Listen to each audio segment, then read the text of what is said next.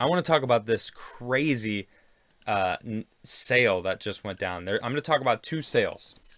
Okay, there's Mario 64 is a game that I played. It was an awesome game. I played it when it first came out on 64. One of my best friends got it, and I went over to his place and we were playing. It was insane. That playing Mario in 3D, running around the way that it was game breaking. It was definitely one of first of its kind. Came out in 1996, and a sealed copy of Mario 64 sells for $1.56 million in a record-breaking auction. This is insane. This is crazy. That's a lot of money. An unopened copy of Nintendo's Super Mario 64 sold at auction Sunday for that 1.56, shattering the previous record amount paid for a single video game that was set just 2 days earlier.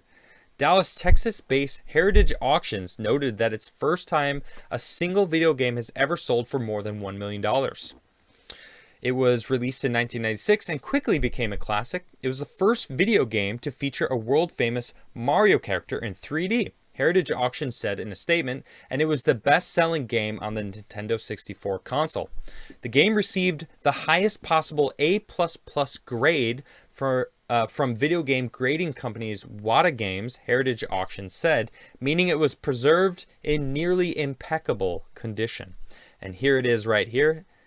It is, yep, Mario 64. Look at that. Heritage did not immediately return the post's request for comment on who bought the game. The record-breaking sale came just 2 days after a sealed copy of Nintendo's The Legend of Zelda sold at auction Friday for $870,000, setting a world record that didn't last the weekend. Valerie McLecky, Heritage video game specialist, said in a statement that the auction house was shocked to see a game sell for more than $1 million so shortly after the record-setting auction of the Zelda game. The sale also underscores the degree to which the market for collectibles have exploded during the pandemic. And here is a little clip from that auction. Everything from sports and Pokemon cards to NFTs have soared in popularity over the last year, with multi-million-dollar auctions and companies positioning themselves to support the growing industry. To be sure, within the collectibles market, the Mario franchise holds an especially pronounced nostalgia lore. The back of the sealed Mario 64 box seen on display, here it is right there. Man, that game was awesome. To think that I actually got one of those and opened it, and I could have just put it in a box, never played it, and locked it away and made $1 million.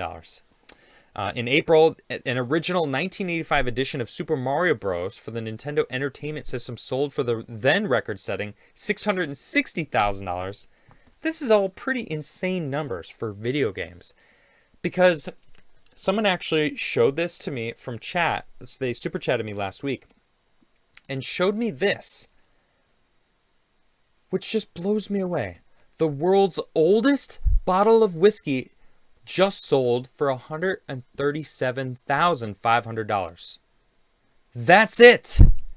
After seeing how much a Mario game just sold for over $1 million, the world's oldest whiskey sold for just over 100,000. I mean, 137,000 is nothing to scoff at, but it's not $1 million.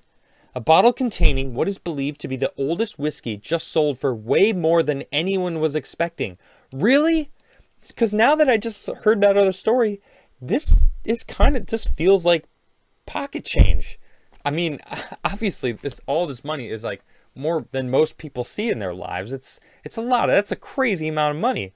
The handling of the old Ingledew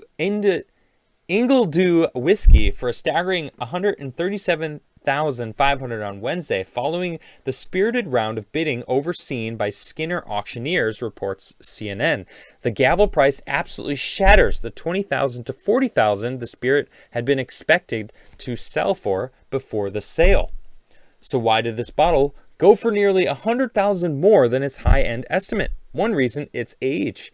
Though the whiskey is long thought to date back to 1850, a recent laboratory test conducted by the University of Georgia and University of Glasgow revealed it's actually much older.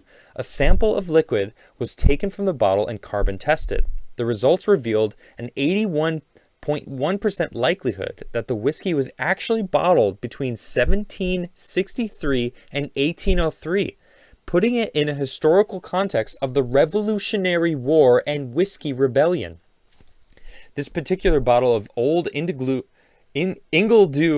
also has an interesting backstory. It once belonged to a Wall Street financier, John Pierpont Morgan, the founder of what would eventually become J.P. Morgan Chase & Co., who obtained the whiskey on a business trip to Georgia, according to the Barons.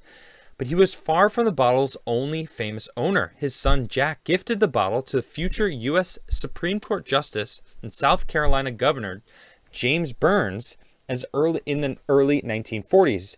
Jack also gave 2 other bottles to Franklin D. Roosevelt, they were distant cousins, and Harry Truman.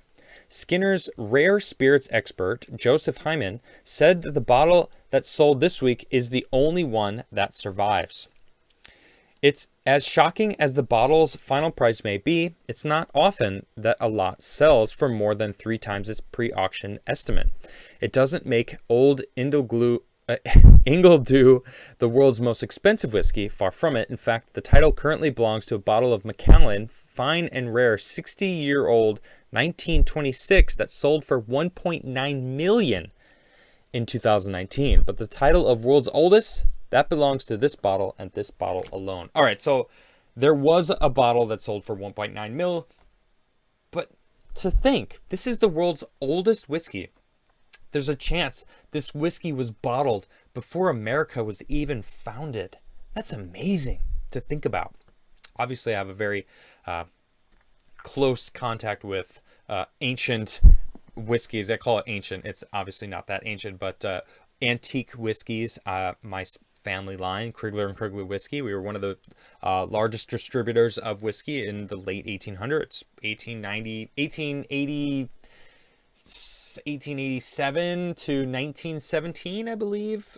I might have the dates a little bit off, but it's around there that we were relatively big on the East Coast, in Covington, Kentucky. I love whiskey. I found a bottle of Oban, actually, that I didn't know existed. Can you guys see that? Bottle of Oban? There it is. Sorry, the lighting is not the best in here. But it is what I can handle because I'm on the fly currently in Sweden in an RV and living life to the fullest with my wife. Life is good.